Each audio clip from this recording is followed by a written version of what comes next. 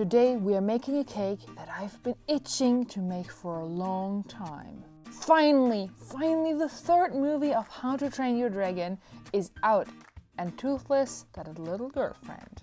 I suck at fan art, but I still wanted to pay homage to the cutest dragon ever with a cake. Before I even get down to make the cake itself, I need to get the toppers done. As black fondant is a bitch to get off your hands, I got down to make the Light Fury first. I haven't watched the movie as I'm writing the script, but while working on this, I couldn't help but call her Serafina. Don't know why. Well, first I need to get her head and jaw into the right shape, and then I made the cavities for her eyes with a small ball tool. I want to avoid fondant glue or water, so I make it a bit deeper so the eye color will stuck in without support later on. When I was working on the legs, I was kind of hoping that they would support the comparatively heavy head, but sadly it didn't. I added the hind legs but didn't pay attention to too many details, as the wings would cover them anyways. I was getting really annoyed that she would constantly lean over too much, so I inserted a toothpick for support. I shaped an elongated triangle and smoothed it out so that it would take the shape of a folded wing. If I had worked bigger, I would probably make an open wing and fold it later, but I just love to work tiny. After I attached both the wings, I smoothed them into the back and used a sharp tool to indicate the wing a bit more in detail. Then it is time for the tail. At that point I wished I had made a long snake and then formed the body, as her butt wouldn't get really smooth with the rest of the body. It didn't turn out the way I wanted to. I constantly smoothed the tail out until I got the desired length.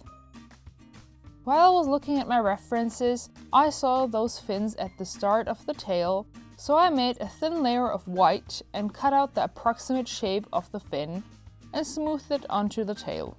I was so glad there was almost no visible seam. I pretty much did the same with the tip of the tail. I made a thin layer of fondant and put it beneath the tail and cut it to the shape I wanted. I added some detail with a sharp tool. Finally, I added those back fin things she has. I was so glad that hers was just one fin in comparison to Toothless's. My favorite part of the topper were the ears. I guess at least two of those are ears. I just made some small blobs and attached them by smoothing them onto the head. By now the head had started to harden a bit and I was glad for that. Then the eye color. I mixed my blue with a lot of white to get that faint blue color. Looking now at it, I really wish I had made it a bit lighter in color. I just pushed a small ball into the cavity and smoothed it with a small ball tool into the shape of the eyes. With a sharp tool, I poked in the nostrils and the mouth. At least in this footage, you see that I actually made an indentation, cause with Toothless, well, black isn't kind to my camera. Now 2 dots for the pupils, which I push into the shape I want, and ta-da! She is almost complete. Lastly, I add tiny pieces of black for the claws and I'm done with the fondant work. As she has a nice blue tint on her belly, her claws and her fins, I use some blue luster dust and apply it in the right places. I had to dilute it in water a bit as the blue was stronger than I anticipated.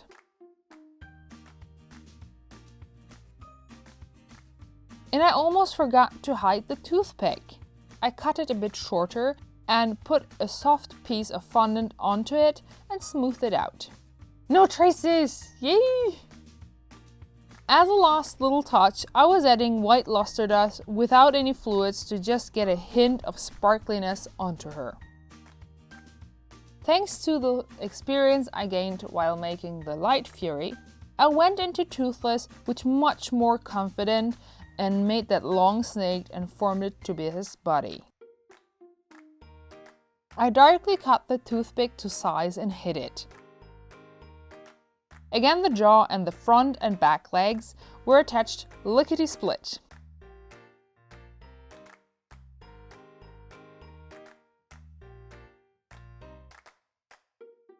I used the same way to form the wings, but this time I hurried too much and the wings were a tad too soft to stand out as much as the Light Furies.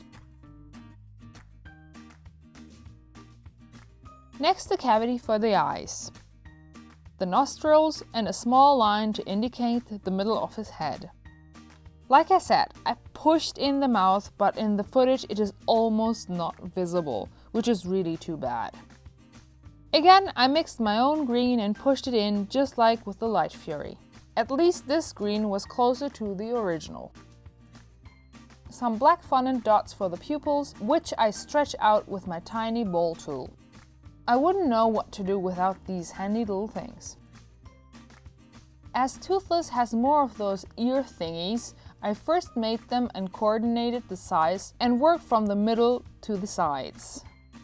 But as they had sat for a bit, I couldn't completely smooth them on seamlessly. Damn, I really need to organize this better. For the forehead, I applied a bit of water and added small pieces of fondant to get those spiky things on.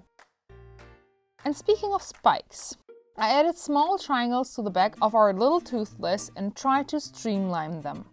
I know he has more, and they actually can separate into two pieces, but at this point I was just glad they look good the way they are. Like with the Light Fury, I added those additional fins and smoothed them on after I had cut them out. As the wings were finally not as soft anymore, I could push the details in without breaking the shape of the wings themselves. One thing that I really wanted to get right was the tip of the tail with his iconic red part. So I first made the healthy side, cut out the same shape in red, and added the tiniest pieces of white fondant to form the Viking head. I must say I enjoyed this much more than I had anticipated. I can't wait to work this tiny on other projects. I like the end result of the tip that much that I even took a few photos of them, which I usually never do. At the very end, I added the claws and that was it. I baked a sponge cake, but not the same recipe I had used in my Baymax cake, as it didn't quite look as good there, but it was good enough for the stacking. I will give this much better recipe to you at the latest when I make the cake to celebrate the last season of Game of Thrones in April. I cut the caramelization off the top as it was just a tad too uneven. I measured the thickness of the stacks and cut them with my wire thingy with a bit of support of my mom here. I don't like simple syrup in my cakes, so I usually pour a bit of milk or hot cacao. Then I spread some homemade blackberry marmalade, where I even left some whole berries to give this whole thing a bit more texture. The second layer gets the milk treatment as well, and I added some lemon curd, which I stretched a bit with cream cheese. I did that because my mom doesn't like that much sour in her cake. But I'm a sucker for it. The more sour, the better, as the sponge cake itself is pretty sweet. And the final layer gets a bit of the milk as well. In total, I might have used 100 milliliters on this for those who are curious. Now, my idea was that Toothless and the Light Fury would stand on a beach, like they did in the trailer where Toothless tries to impress her. So I whipped up some whipped cream, added that generously, and to be honest, a bit too generously on top, which came to bite my butt later. Then I took some graham crackers, or like we call them, petit beurres, and crushed them. I spread that all over to get a sand aesthetic, but like I said, I put on the whipped cream a tad too thick on top. When I put the toppers onto their place, they sunk in. I was devastated. but there was nothing I could do at that point.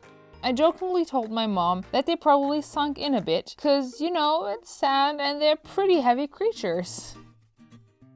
At least in the footage it looks like Toothless is leaning in for a kiss on her forehead, which was definitely not planned. It looks cute nonetheless. I love how the layers turned out, and even my mom was happy with the sour-sweet balance of the cake. I hope you enjoyed the video. Are you as excited for the movie as we are? Let us know in the comments below. Like if you liked it and subscribe if you don't want to miss our weekly videos. I will have my revenge. How dare you forget me?